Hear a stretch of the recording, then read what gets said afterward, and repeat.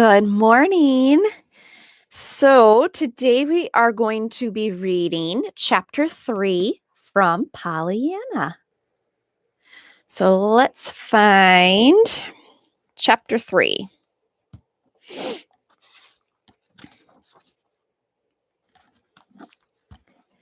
It's called The Coming of PollyAnna.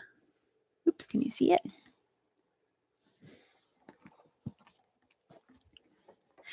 Chapter 3, The Coming of PollyAnna.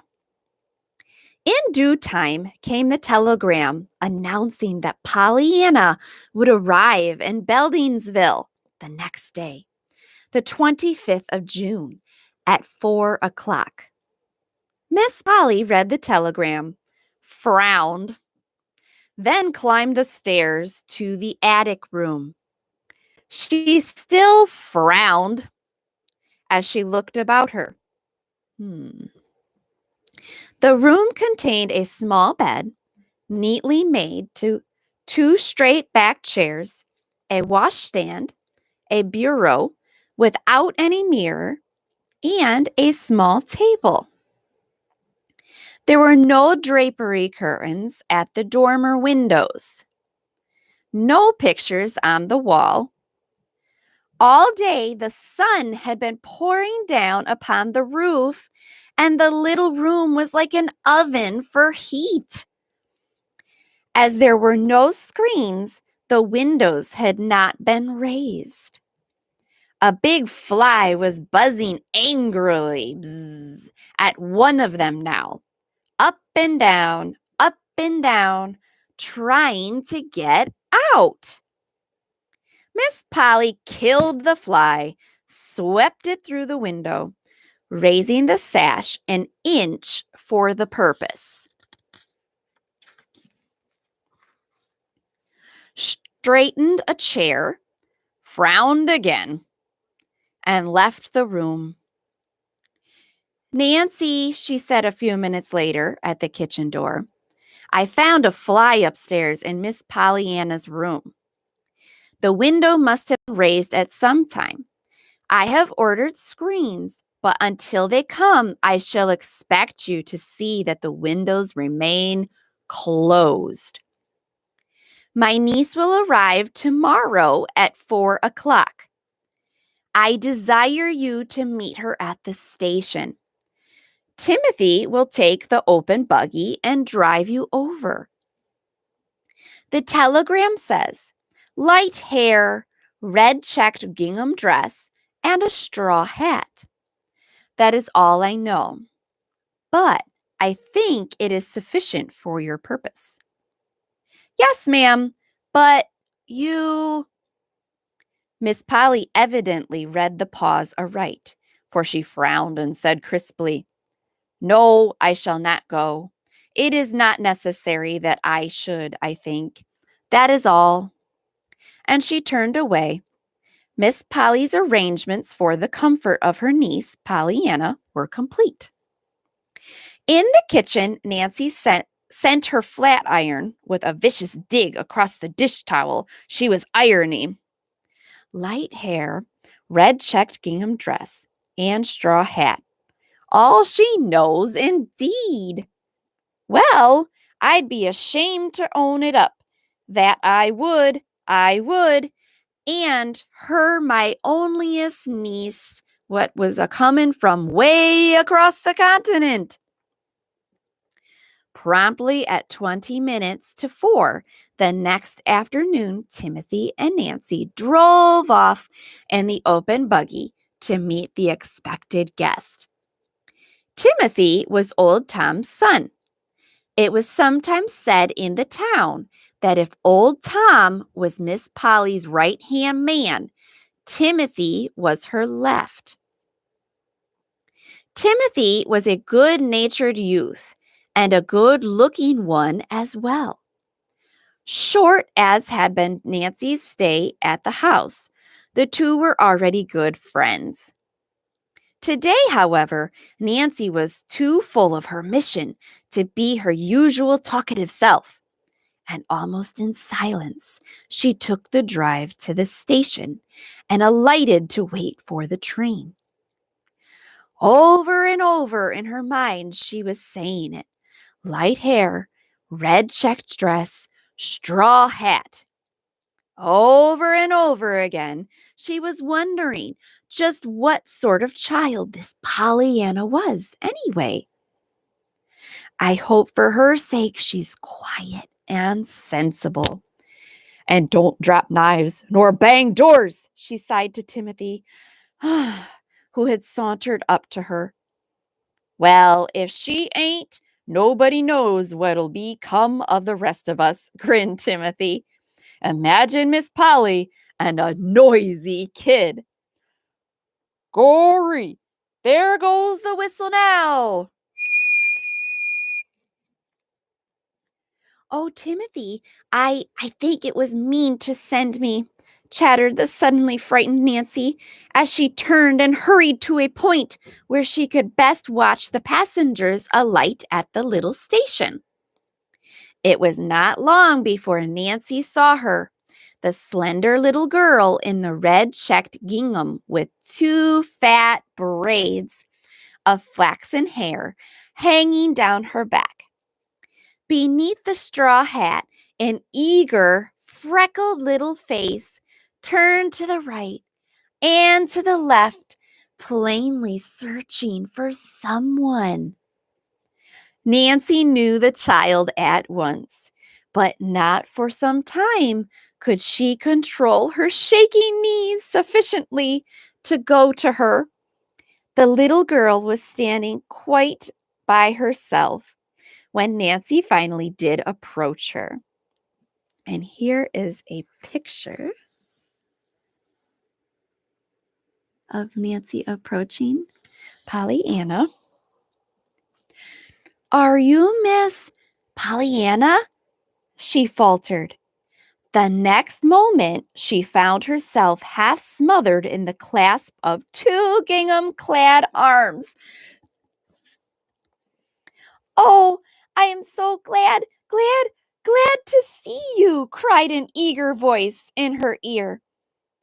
Of course I'm PollyAnna, and I'm so glad you came to meet me. I hoped you would. You did? Stammered Nancy, vaguely wondering how PollyAnna could possibly have known her and wanted her. You did? She repeated, trying to straighten her hat. Oh, yes, and I've been wondering all the way here what you looked like, cried the little girl, dancing on her toes and sweeping the embarrassed Nancy from head to foot with her eyes. And now I know, and I'm glad you look just like you do. Look. Nancy was relieved just then to have Timothy come up. PollyAnna's words had been most confusing. This is Timothy. Maybe you have a trunk? She stammered. Yes, I have, nodded PollyAnna importantly. I've got a brand new one. The ladies' aid brought it for me. And wasn't it lovely of them when they wanted the carpet so? Of course, I don't know how much red carpet a trunk buy, but it ought to buy some anyhow, much as half an aisle, don't you think? I've got a little thing here in my bag that Mr. Gray said was a check, and that I must give it to you before I could get my trunk. Mr. Gray is Mrs. Gray's husband. They're cousins of Deacon Carr's wife. I came east with them, and they're lovely. And here 'tis, she finished, producing the check after much fumbling in the bag she carried. Nancy drew a long breath. Instinctively, she felt that someone had to draw one. After that speech,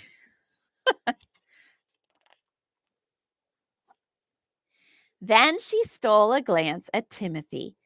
Timothy's eyes were studiously turned away. The three were off at last, with PollyAnna's trunk in behind, and PollyAnna herself snugly ensconced between Nancy and Timothy. During the whole process of getting started, the little girl had kept up an uninterrupted stream of comments and questions until the somewhat dazed Nancy found herself quite out of breath trying to keep up with her. There, isn't this lovely? Is it far? I hope it is. I love to ride, sighed PollyAnna as the wheels began to turn. Of course, if it isn't far, I shan't mind, though, 'cause I'll be glad to get there all the sooner, you know. What a pretty street! I knew 'twas going to be pretty. Father told me. She stopped with a little choking breath. Nancy, looking at her apprehensively, saw that her small chin was quivering and that her eyes were full of tears. In a moment, however, she hurried on with a brave lifting of her head. Father told me all about it. He remembered, and I ought to have explained before. Mrs. Gray told me to at once about this red gingham dress, you know, and why I'm not in black. She said you'd think it was queer, but there weren't any black things in the last missionary barrel. Only a lady's velvet basque, which Deacon Carr's wife said wasn't suitable for me at all. Besides, it had white spots, worn, you know, on both elbows, and some other places.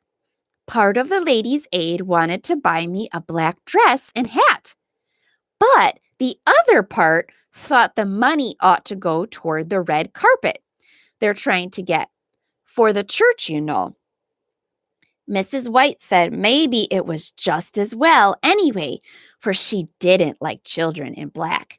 That is, I mean, she liked the children, of course, but not the black part. PollyAnna paused for breath, and Nancy managed to stammer. Well, I'm sure it'll be all right. I'm glad you feel that way. I do too, nodded PollyAnna, again with that choking little breath. Of course, 'twould have been a good deal harder to be glad in black. Glad? Gasped Nancy, surprised into an interruption. Yes, that father's gone to heaven to be with mother and the rest of us, you know.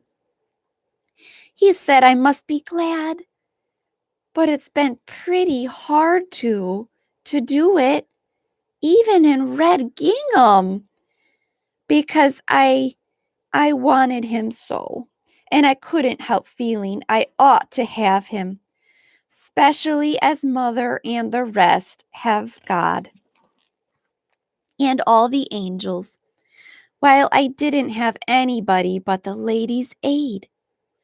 But now I'm sure it'll be easier because I've got you, Aunt Polly. I'm so glad I've got you. Nancy's aching sympathy for the poor little forlornness beside her turned suddenly into shocked terror. Oh, but you've made an awful mistake, dear, she faltered. I'm only Nancy. I ain't your Aunt Polly at all.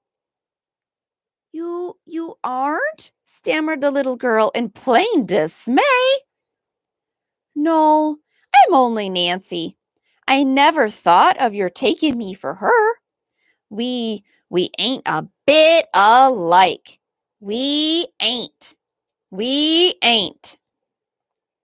Timothy chuckled softly, but Nancy was too disturbed to answer the merry flash from his eyes. But who are you? Questioned PollyAnna. You don't look a bit like a lady's aider. Timothy laughed outright this time. I'm Nancy, the hired girl. I do all the work except the washing and hard ironing. Miss Durgan does that. But there is an Aunt Polly, demanded the child anxiously. You bet your life there is, cut in Timothy. Polly relaxed visibly. Oh, that's all right then. There was a moment's silence. Then she went on brightly. And do you know, I'm glad after all that she didn't come to meet me, because now I've got her still coming, and I've got you besides. Nancy flushed. Timothy turned to her with a quizzical smile. I call that a pretty slick compliment, he said. Why don't you thank the little lady? I was thinking about Miss Polly, faltered Nancy. PollyAnna sighed contentedly. I was too. I'm so interested in her. You know, she's all the aunt I've got, and I didn't know I had her for ever so long. Then Father told me. He said she lived in a lovely, great big house way on top of a hill. She does. You can see it now, said Nancy. It's that big white one with the green blinds way ahead. Oh, how pretty! And what a lot of trees and grass all around it. I never saw such a lot of green grass. Seemed so all at once. Is my Aunt Polly rich, Nancy? Yes, miss.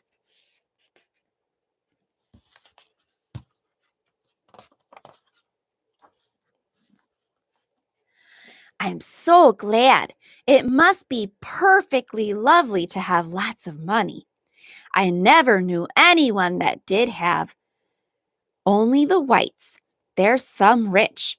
They have carpets in every room and ice cream sundaes. Does Aunt Polly have ice cream sundaes? Nancy shook her head. Her lips twitched. She threw a merry look into Timothy's eyes. No, miss. Your aunt don't like ice cream, I guess. Leastways, I never saw it on her table. PollyAnna's face fell. Oh, doesn't she? I'm so sorry. I don't see how she can help liking ice cream. But anyhow, I can be kinder glad about that, 'cause the ice cream you don't eat can't make your stomach ache like Mrs. White's did. That is, I ate hers, you know, lots of it. Maybe Aunt Polly has got the carpets, though. Yes, she's got the carpets. In every room? Well, in almost every room, answered Nancy, frowning suddenly at the thought of that bare little attic room where there was no carpet. Oh, I'm so glad, exulted PollyAnna. I love carpets. We didn't have any, only 2 little rugs that came in a missionary barrel, and one of those had ink spots on it. Mrs. White had pictures, too, perfectly beautiful ones of roses and little girls kneeling, and a kitty, and some lambs, and a lion. Not together, you know, the lambs and the lion. Oh, of course, the Bible says they will sometime, but they haven't yet. That is, I mean, Mrs. White's haven't. Don't you just love pictures? Oh, I don't know, answered Nancy in a half-stifled voice. I do. We didn't have any pictures. They don't come in the barrels much, you know. There did 2 come once, though. But one was so good, Father sold it to get money to buy me some shoes with. And the other was so bad, it fell to pieces just as soon as we hung it up. Glass. It broke, you know, and I cried. But I'm glad now we didn't have any of those nice things, 'cause I shall like Aunt Polly's all the better, not being used to 'em, you see. Just as it is when the pretty hair ribbons come in the barrels after a lot of faded out brown ones. My, but isn't this a perfectly beautiful house? She broke off fervently as they turned into the wide driveway. It was when Timothy was unloading the trunk that Nancy found an opportunity to mutter low in his ear. Don't you never say nothing to me again about leaving, Timothy Durgan. You couldn't hire me to leave. Leave? I should say not, grinned the youth. You couldn't drag me away. It'll be more fun here now with that kid round than moving picture shows every day. Fun, fun, repeated Nancy indignantly. I guess it'll be something more than fun for that blessed child when them two tries to live together. And I guess she'll be needing some rock to fly to for refuge. Well, I'm a going to be that rock, Timothy. I am, she vowed, as she turned and led PollyAnna up the broad steps.